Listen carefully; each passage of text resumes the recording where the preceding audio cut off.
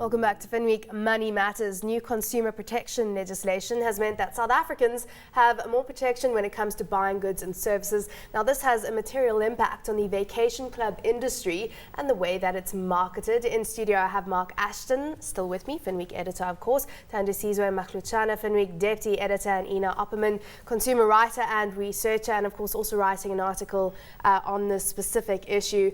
Very quickly, Marc, this industry is now under investigation. Sure. I mean, it was very interesting. Just before I came through here, I actually went and did a Google search on Hello Peter in terms of and I typed in Hello Peter and vacation clubs, and it's just fascinating to look through the complaints there, and they tend to have very similar sort of response to it. I thought I bought X, and when I started investigating it, I found that there are issues where they'll say that yes, you thought you were getting exposure for 15,000 Rand worth of holiday, but that only applies in month 2 and 3, and it has to be raining on the Tuesday, etc. So there's a lot of small writing that people are forgetting about that is making it very difficult for people to know what they're buying. And I found more than 10 pages on a Google search. There's more than 100 people in the last month who have had complaints around vacation clubs in South Africa, and I think that they are one of the things that sound fantastic on paper when they get marketed to you, but when you actually start trying to buy them and you start trying to actually exercise the points or change your terms on them, you find it's incredibly difficult. Is it the fine print? Is the investigation going to narrow it down and say basically you have to cut out all these conditions in order for people to enjoy the benefits that they're paying for? What happens is that the Consumer Protection Act takes fine print out of the equation for consumers completely. So there's no more fine print at all anymore. What is going to happen is that the Commission is investigating to see why these problems are there and why there are so many complaints. And then based on that, they will recommend to the Minister if any steps need to be taken, and whether they should look at a code of conduct that's approved by the National Consumer Commission and that all the companies will have to adhere to. I think a lot of it has to do with false marketing or misleading marketing. What does the Consumer Protection Act say about misleading marketing or false marketing?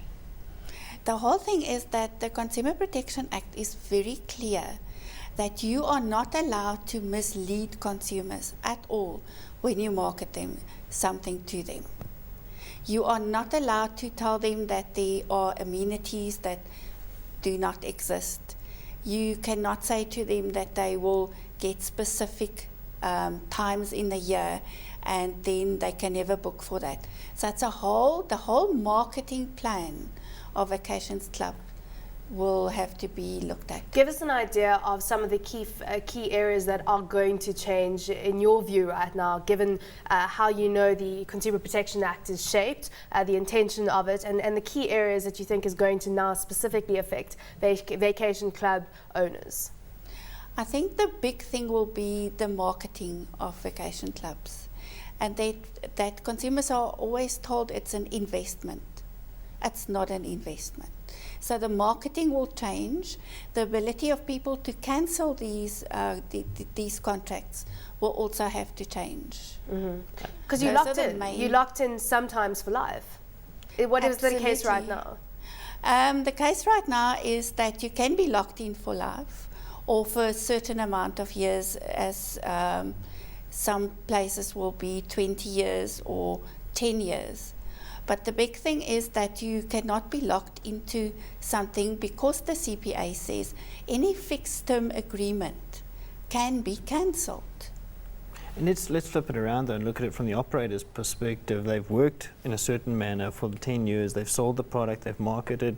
Even if we take how they marketed it, they've got this base of consumers who are now making use of the service. And suddenly they've got to reinvent themselves. Or maybe the question is, do they have to reinvent themselves in terms of what they're putting together? They don't have to really reinvent themselves as much as they just have to clean up the act and tell consumers the truth. Where do you see, can you talk about specific companies right now that you feel are kind of misleading consumers?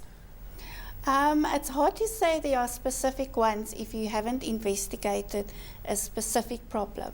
But the Consumer Commission is looking at 38 companies, and that's pretty much a large proportion of the vacation clubs in the country.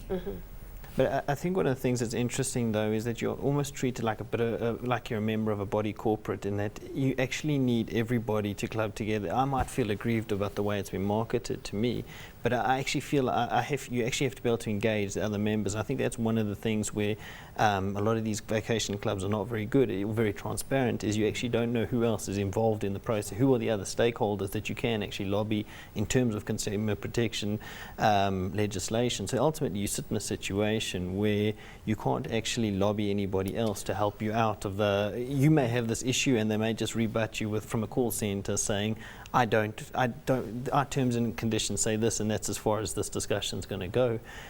Is there going to be increased transparency in terms of who the stakeholders are in after this investigation? I think the Commission will also look at being more transparent in the industry.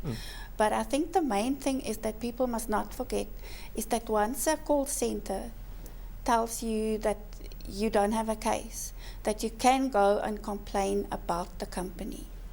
Is that going to go through an ombudsman type environment, or how do you go and complain? Are you going directly to the Consumer Commission?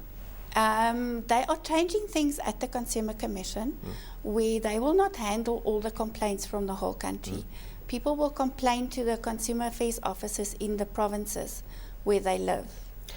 Yeah, so basically, changing the shape and way and the way it's regulated right now is going to be a process through this investigation. But there is a body that is said to be self-regulating, the Vacation Ownership Association of Southern Africa.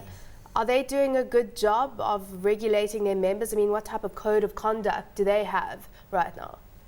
The thing is with an industry body is that it's not, people don't have to belong to it by law. So if a company doesn't want to, they don't have to be a part of the association. And then there is no way that you can enforce their rules, because they will only deal with complaints about their members. What about a general question about the Consumer Commission at the moment? I mean, the one issue is that it sounds great in practice. What is the state of the Commission at the moment in terms of just being able to are South African consumers becoming more savvy about actually complaining and taking a lot of these service providers, not just specifically for the industry, but as a whole? Have we actually started to use the service that the Commission's offering? I think the big problem with the Commission is that not enough people know exactly what the Consumer Protection Act says. It's a piece of legislation that's so daunting. If the man in the street just opens it, they'll think, I will never be able to make a case. And the whole thing is now with the Consumer Commission, with a new commissioner, is that they will now concentrate on their core responsibilities, which is not to handle complaints. Complaints have to go through the provinces before it gets to the Commission. And one of the core things of the Commission is that they have to educate consumers about the Consumer Protection Act and how to use it in their daily lives. Yeah, and ultimately, is the Commissioner doing a good job? I think this is one of those issues that sits right up there. It is a burning issue at the moment. It's a nice piece of legislation. We should feel empowered as a commission, as a consumer. But the question is the Commissioner doing a good job? Because it seems to have started with a bang, and it just seems to have kind of gone under the rug. It did start off with a bang, but in the meantime, the first Commissioner, her contract was not renewed. And the new commissioner is somebody who's been in the National Consumer Affairs Office at the DTI for many years. And he has now formally been appointed last week, and he will now take the process further.